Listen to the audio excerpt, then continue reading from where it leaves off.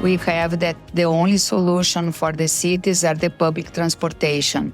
Otherwise, we have thousands of cars, so it's the only sustainable transportation that is the solution of the big cities.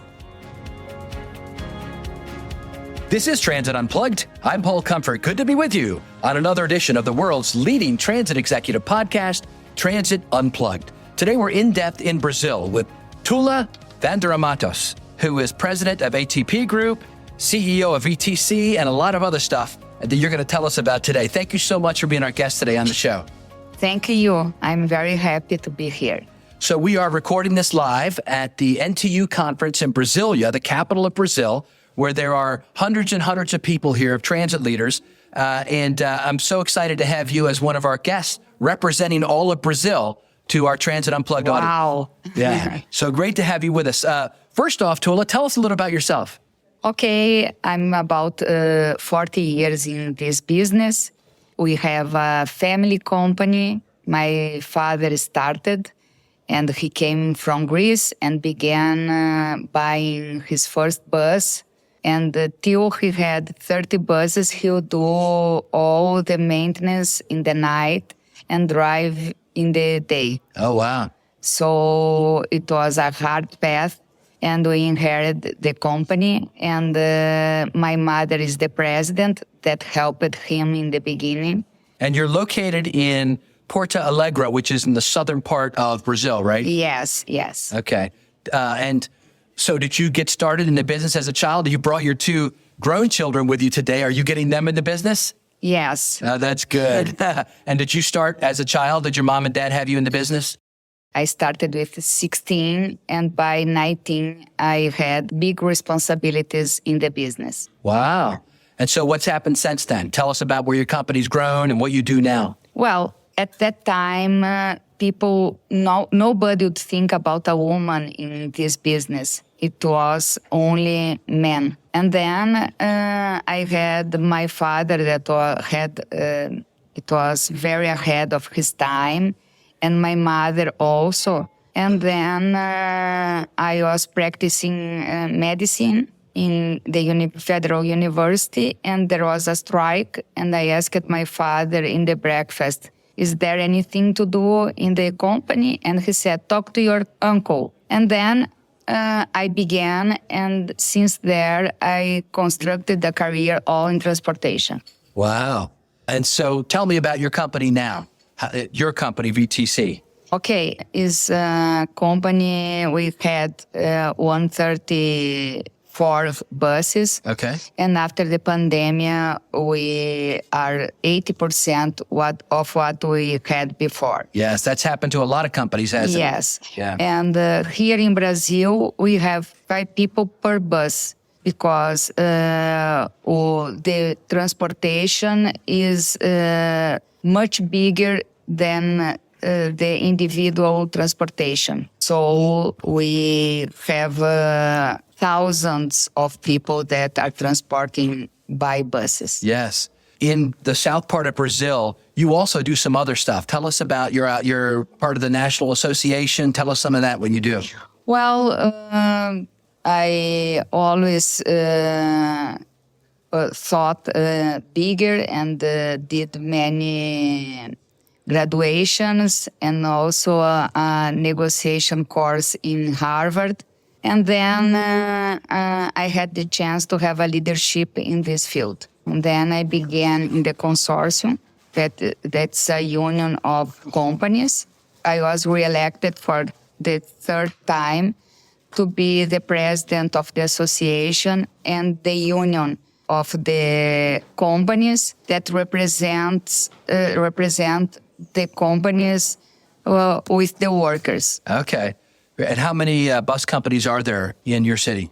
11 private and 1 public. Okay. And so for our listeners around the world, in Brazil, public transportation is not normally run by the government. It's normally run by private companies, right? Yes. But regulated by the government. Yes. Perfect. And so in your state, or in your city of Porto Alegre, there's 11 companies in the city, and they have a union or association, and you're the president of it. Yes, and there are not anymore public companies, and this one is the last one, and is going to be privatized this year. Oh, really? Yes. Oh, so who runs it now? The city?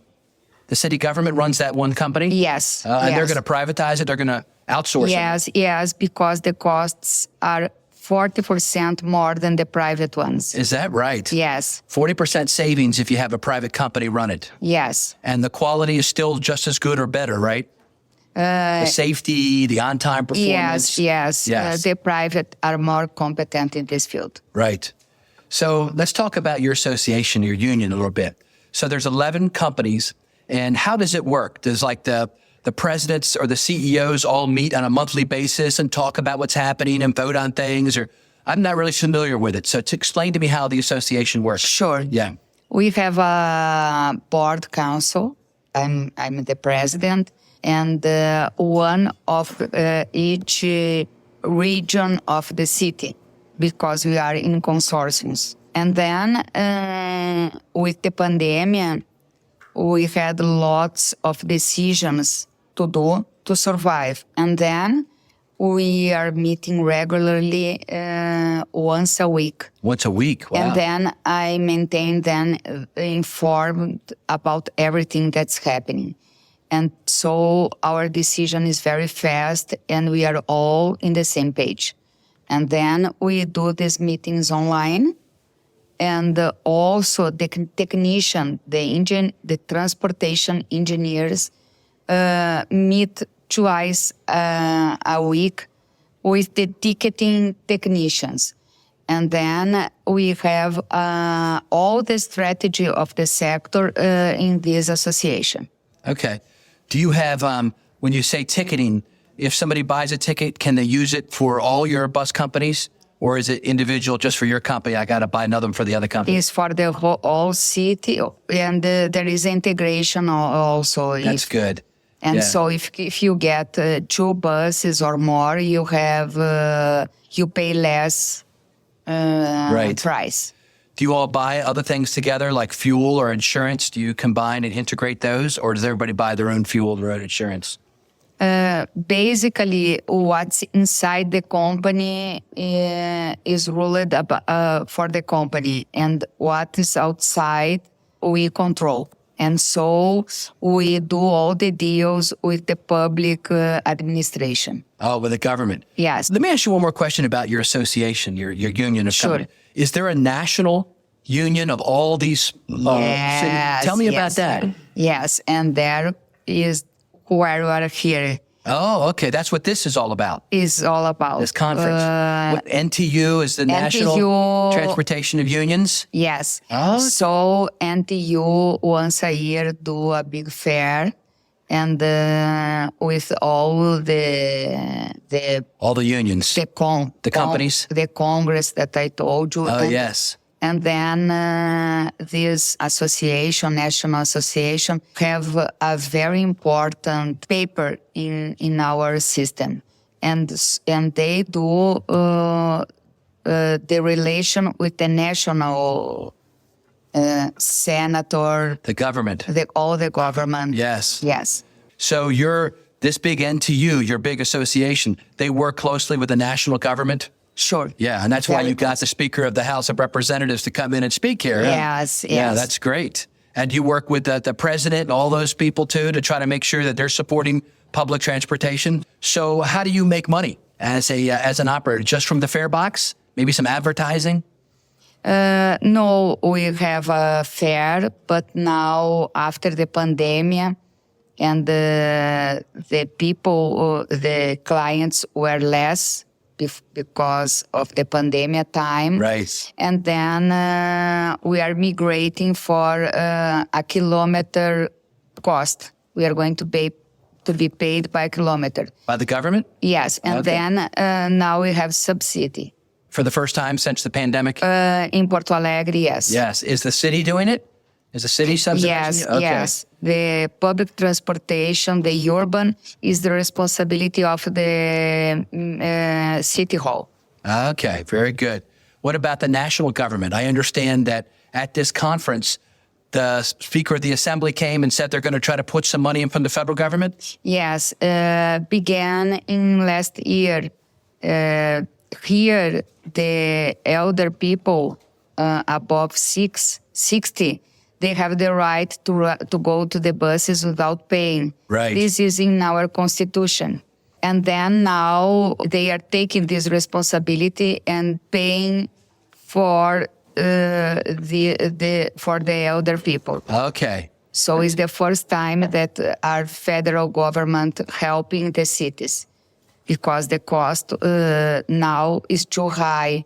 Now that we have the apps of mobility, Right. like Uber, and then there are less people taking the bus. These companies are family companies and began with the fathers or the grandfathers. We just do transportation, public transportation. Yes. Is our life mission. Gotcha. That's Yes, good. so we are not investors. And then that's good. we have Yeah. public transportation in our veins. Where do you see public transportation going? Do you think you're going to be able to pick back up the ridership from the pre-pandemic? Or you said are you about 80% of what you were before the pandemic? Yes, many things happened, and also the online is a reality, much bigger than was before. Yes. And then for the other side, we have that the only solution for the cities are the public transportation. Otherwise, we'll have thousands of cars in the middle of Right. a big traffic. Right. So it's the only sustainable transportation that is the solution of the big cities. Metro, trains, and buses. We have a very interesting system that is well known in all the world. Okay. And we have technology that we developed with rapid lines just for buses, and is Brazilian technology, and we call BRT. BRT. Yeah. Tell me more about that, because we don't have a lot of that in America. We need to learn from you in Latin America how to do that right. Yes, it's like the express lines for cars. Yes. In the You United have your own States. lane, right? Yes, we have for the buses, and it's a closed system that the passengers go through and go to the bus station, and they have a very large buses with a high capacity, and then they are in an exclusive line, and then the cars are all stopped in a big traffic, and the bus is just flying. So by this system, we can have 40 kilometers per hour, the bus is circulating. Oh, they can go very fast when the traffic. Yes. Yeah. So I was in, I'm headed tomorrow, and I was already in for a little bit, down to another big city here in the country. And a friend of mine told me it was 2 hours in the traffic getting from the airport to his hotel. Jaime told me that. But you're saying that when you ride the BRT, you can go right past all that traffic, right? Yes, it's very interesting to see. And you have that in most cities here in Brazil? Sure, Yeah. sure. All the big cities have this system, and it works very well. And the passenger, the clients love, because they are not under the earth, and they can see all the city, and the buses have large windows. Oh, yeah. And they are a priority. So the people that go with buses can go faster, and they have priority because there are more people using the system than in the cars. Really? More people ride public transit than are in the cars in your cities? Yes. That's amazing. And we use less space in the streets and avenues. Right. There's And more lanes for the cars, but you've got more people Yes. actually riding transit. Yes. So we see that in America, New York was the first to plan the city in this way, and now we have a better city for the people. That's wonderful. Yeah, BRT. And they do that in a lot of Latin America. I know in Colombia, they use BRT a lot. It makes sense, doesn't it? You don't have to pay for the heavy rail, but you've got buses coming every few minutes. Yes. Yeah. The city is more friendly and more sustainable using the system. And even in U.S., in other cities, is the way they are thinking to solve the problems. So do you work with the government a lot? You, since you're the president? And so do you have a mayor there? Do you work with the mayor of your city, yes, city hall? Yes, a lot. And is it a good relationship? You know, all the beginnings with a new mayor is a kind of traumatic because they don't know the business and they have a hard time to understand. And also that now the city hall needs to subsidize. We have some, the first year is more complicated, but after they understand, we have a nice relationship and they are very happy with the quality of our service. And the population in the search they make give a good note for us. How do you all decide on who gets which routes? So, you have all these different companies and you have all these routes. Is it just historical, whoever had them keeps them, or do you bid on routes, or how does that work? Okay, there was a time that we took a picture of what size each one had in the whole city, and then we are not about the lines that we transport. We are about the percentage that of kilometers that we ride. And then we did, it's much easier to make a good planning of the lines if we are in this system. I gotcha. So what, you work with Julian and the folks at Hitachi. What do you do with them? What did they provide for you? When we choose Hitachi, because they are ahead in technology in our country. In Porto Alegre, you call GPS system. And then there is an app, and the people can say where they go, and then indicates with buses and station they should take to get there. And then we have another one that they go to the bus station and they know for fact and works very nice in what minute his bus is going to pass. And that's the Hitachi technology does that? Yes. Well, that's good. We have a big support and we work together and we develop together and they're very open for the suggestions. And so we are very happy with the partnership. Where do you see public transportation going in the future? Let's say in the next 5 years. Is there any new innovations that you'll be doing? Yes. The technology is a big alliance for the public transportation and allow us to do everything better and to do better for our clients. And so in Porto Alegre, we are just about to improve.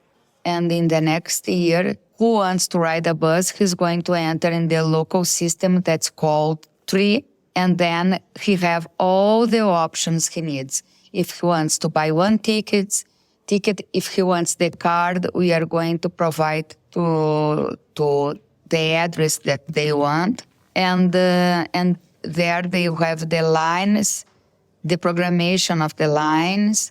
If they forget something in the bus, and the real-time information, we'll have all in the same app. Yes, very good. Well, thank you, Tula, for being our guest today on Transit Unplugged. I think you shed a great light on all the good things happening here in Brazil and in your particular area down there in Porto Alegre in the south of Brazil. This was wonderful. Thank you, Paul. I learned a lot of you also. Thank you.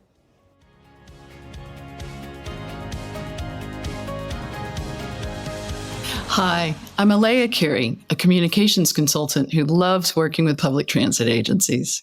Today, I'm continuing our short series about the communications tactics you have at your disposal and that you don't pay for. Last time we covered website basics, so now let's turn to newsletters. You very likely got an emailed newsletter. Most transit organizations have newsletters they send out monthly or quarterly. But did you ever wonder if you were getting as many newsletter readers as you could? How can you optimize your newsletter to get the maximum number of people to open it? Let's start with the low-hanging fruit, your mailing list. Are you sure you have a clean and accurate list that really consists of people who want your news? Clean your mailing list once a year. Look for email addresses that regularly bounce or those that mark your email as spam and remove them from your list. Then look at open rates and consider moving the people who don't open your mail often to another list where you might offer them an incentive to open your newsletter or experiment with something like subject lines. And about those subject lines, the content key to getting people to click open on an email is to make it appealing in the subject line. Keep your subject line short. Consider posing questions that make readers curious about what's inside, and don't be afraid to throw in the occasional emoji to make your subject line stand out. Finally, reward the people who open your email with interesting, well-written, and well-laid-out content. Your sentences should be short and intriguing, and written content should be separated by lots of white space and images. When possible and relevant, link to your blog, which, as it happens, is the topic of next time's segment. If you'd like to talk more about making readers love your email newsletter or anything else related to communications and public transit, look me up on LinkedIn. My first name is spelled Elea, last name Carey. Thank you for listening to this week's episode of Transit Unplugged with our special guest, Tula Vandaramatos. Now, coming up next week, we have a really special reunion episode. Paul is chatting with three of his former colleagues from Yellow Transportation, Peggy Mayer, John Duncan, and Jeff Barnett. Yellow Transportation eventually would become Transdev, now the world's largest contract transit operator. Join Paul and his friends for reminiscing and stories about how Yellow Transportation became the company that it is, and how these people influenced each other's careers throughout their lives. If you have a question, comment, or would like to be a guest on the show, feel free to email us at info@transitunplugged.com. While you're listening, do us a favor. Please rate and review Transit Unplugged in your favorite podcast app. Leaving a rating or a review helps other people find Transit Unplugged and become part of our transit evangelist community. Transit Unplugged is brought to you by Modaxo. At Modaxo, we're passionate about moving the world's people. And at Transit Unplugged, we're passionate about telling those stories. So until next week, ride safe and ride happy.